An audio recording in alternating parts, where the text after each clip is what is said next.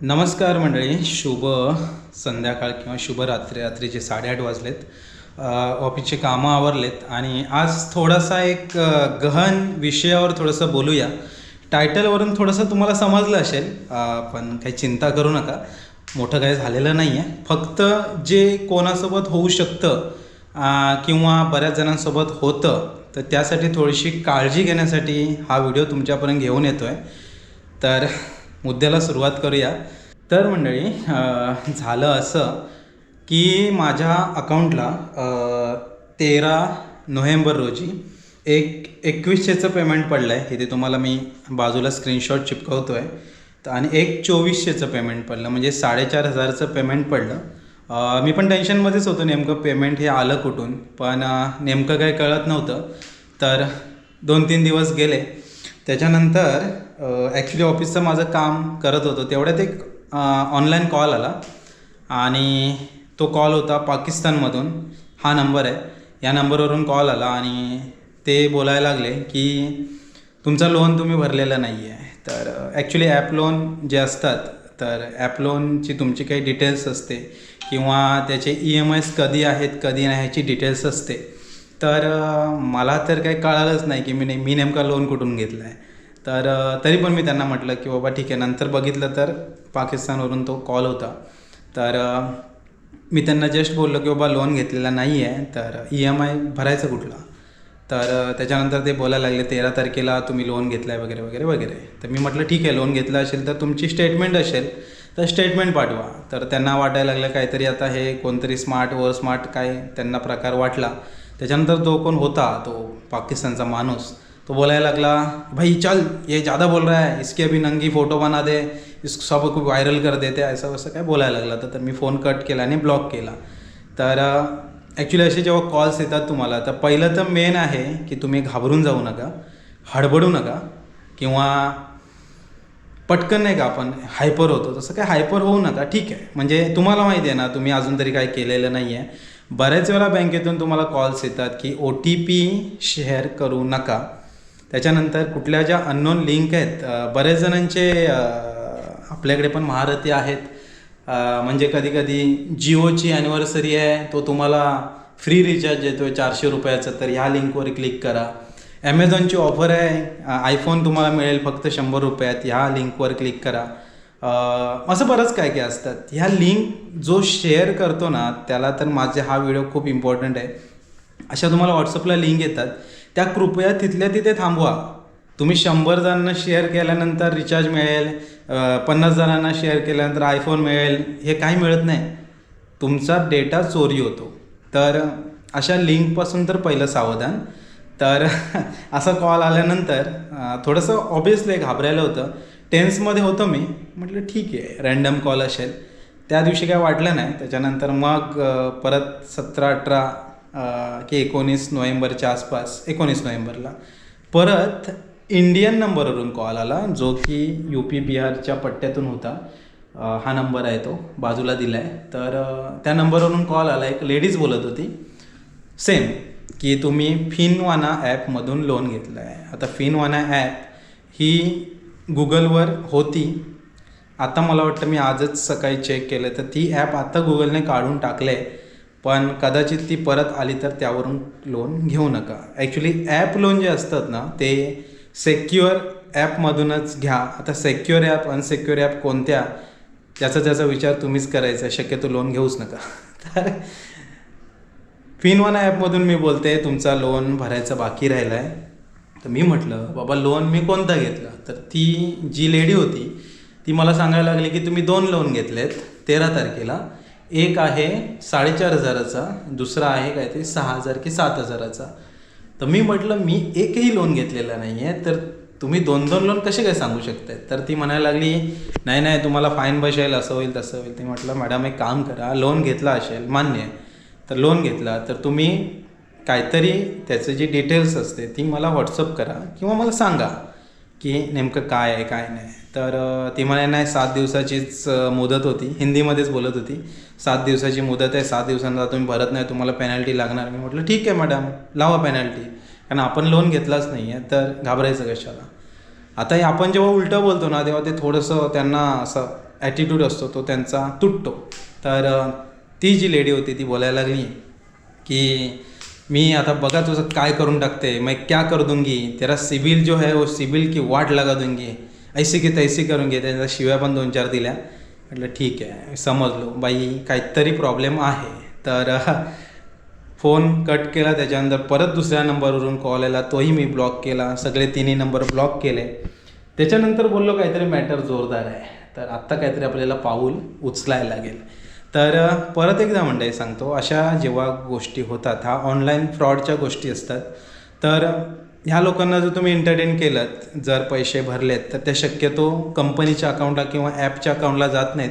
ते पर्सनलच पैसे मागवत असतात. आणि एकदा तुम्ही पैसे दिलेत म्हणजे तुम्ही त्यांच्या जाळ्यात अडकलात.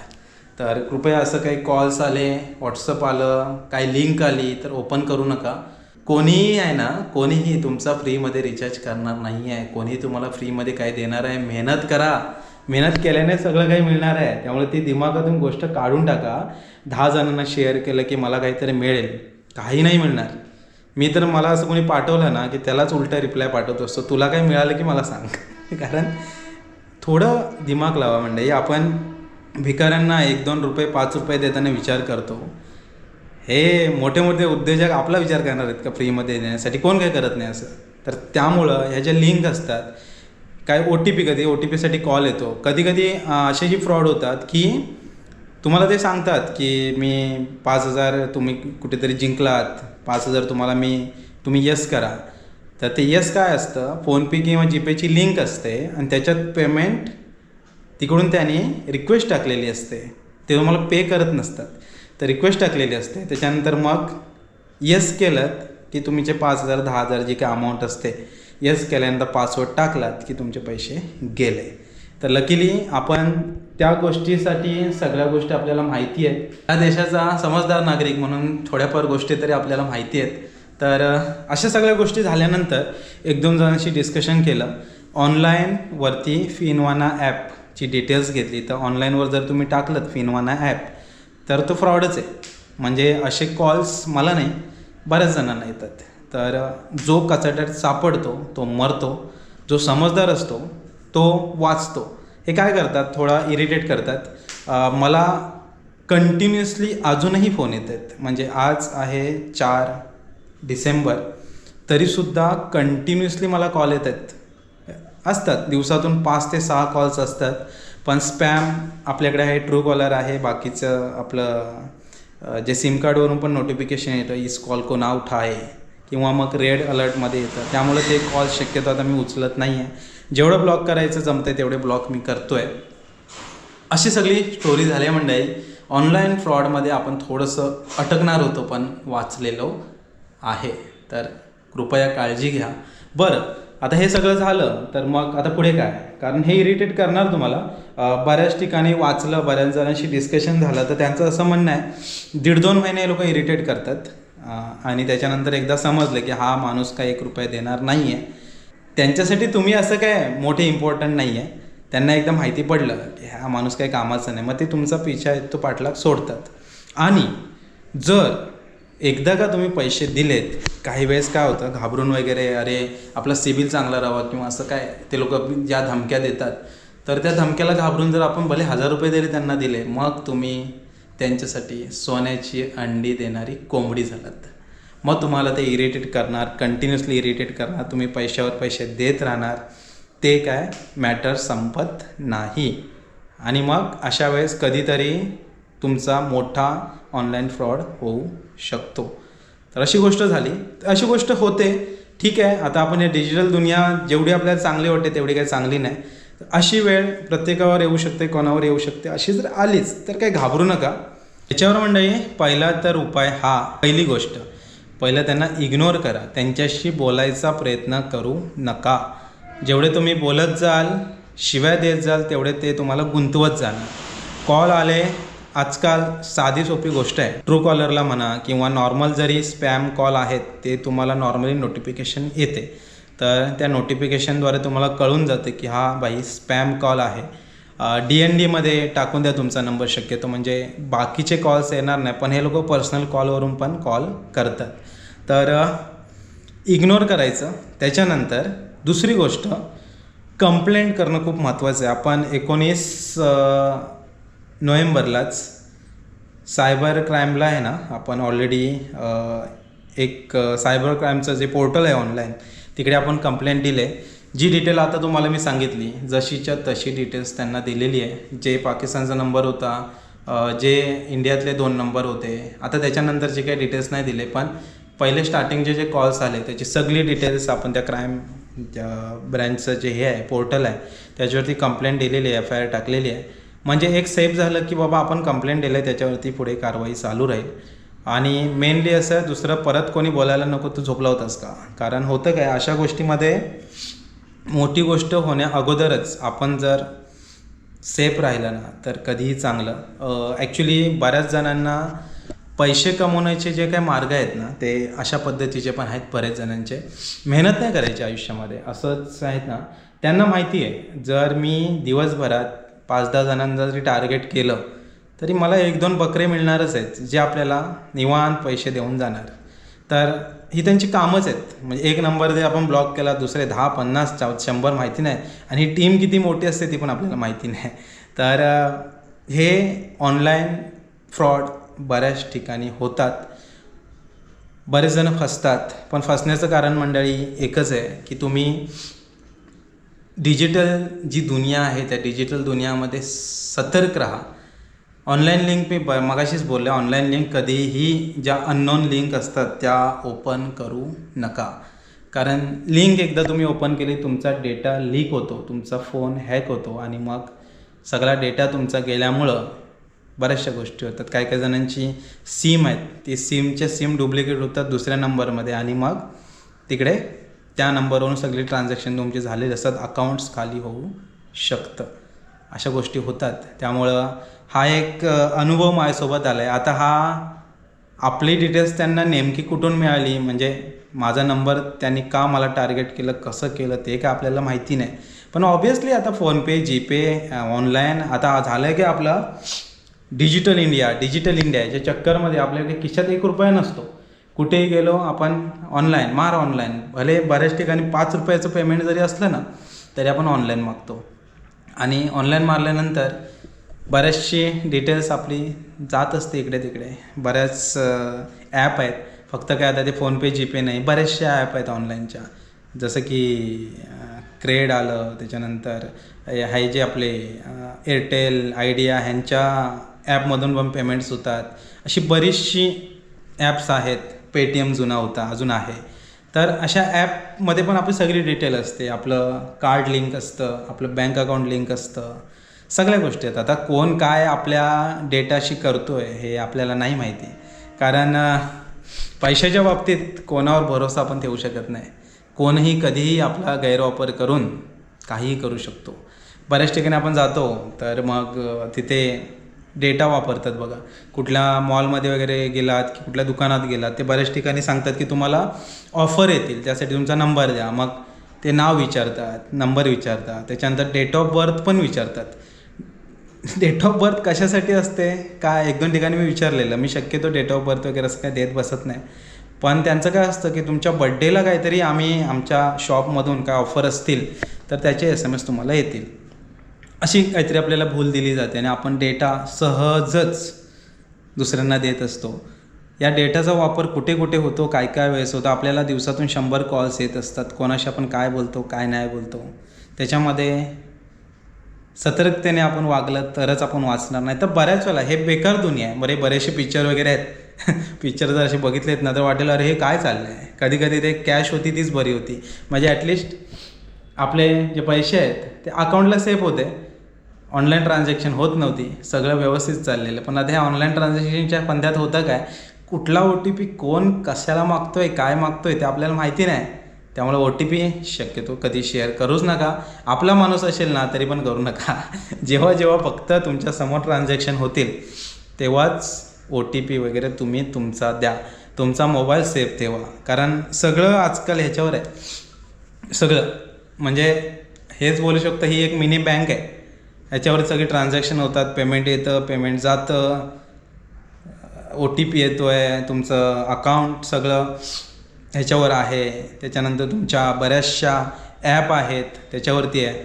तुमचं जे ATM कार्ड आहे ते ATM कार्ड पण बरेच जण विचारतात टॅप आहे का टॅप, तर ते शक्यतो बंद करा.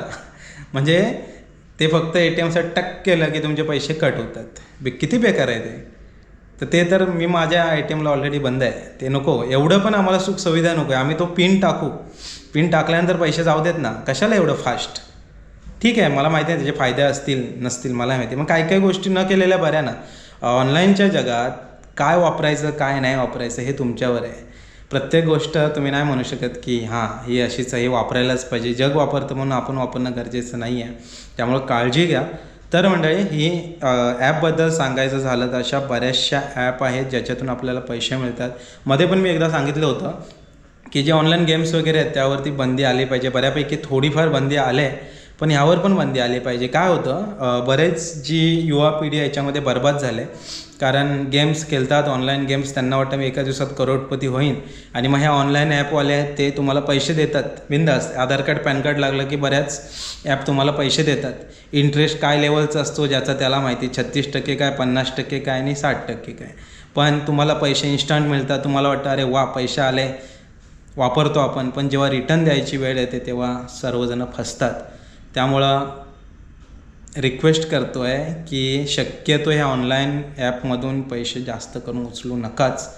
गरज असेल तर तुमचे ट्रस्टेड कोणाशी डिस्कशन करा, त्यांच्याकडून पैसे घ्या.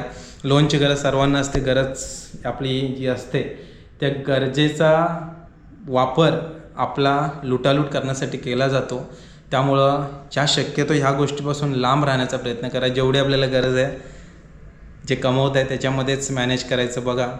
होत नसेल तर जेव्हा गरज असेल तेव्हा बँकेतून लोन घ्या. अशा ॲपमधून वगैरे घेताना 10 वेळा विचार करा. तर अशी डिटेल्स आपली बऱ्याच ठिकाणी असते. तर या फिनवाना ॲपमधून आपला थोडासा फ्रॉड झालेला, तर त्याची डिटेल्स तुमच्यापर्यंत दिले. आपण कंप्लेंट वगैरे सगळे दिलेली आहे.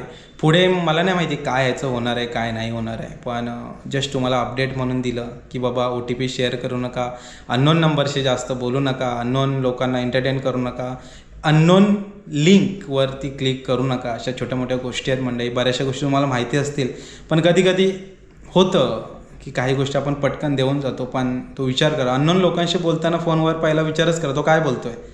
कधी कधी आपण बोलता बोलता पटकन हा घे आणि जातो, आणि नंतर अरे हे नाही द्यायचं होतं, असं नसतं.